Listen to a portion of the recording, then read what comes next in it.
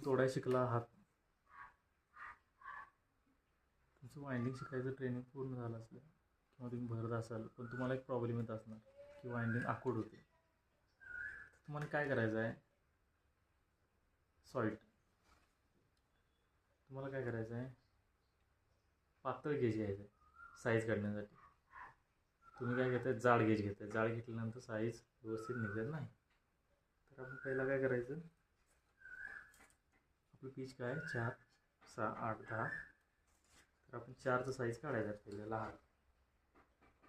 ते काढत असताना काय करायचं, जसं आपलं पाहिजे तसं शेप काढून घ्यायचं व्यवस्थित, म्हणजे गडगडीत आपलं माप काढून घ्यायचं. माप काढून घेतल्यानंतर अंदाजे पहिला 2 तीर मारून घ्यायचं.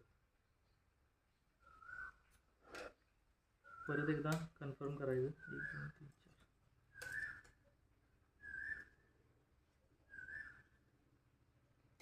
कन्फर्म करून घेतल्यानंतर आपण व्यवस्थित बसते प्रॉपर पीळ मारायचा आणि हे आपलं साईज तयार आहे.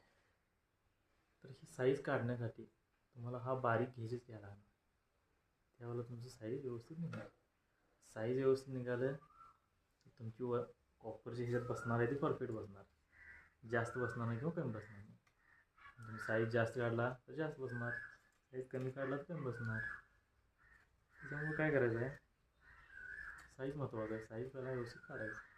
साईज म्हणण्यामध्ये जे पेपर भरला आहे आपण, स्लॉट पेपरची जी हे आहे, म्हणजे आपण जे फोल्ड मारतोय ते फोल्डसुद्धा जास्त नसावा कमी नसावा, एक मीडियममध्ये मध्यम बरोबर, त्याला काय म्हणतात,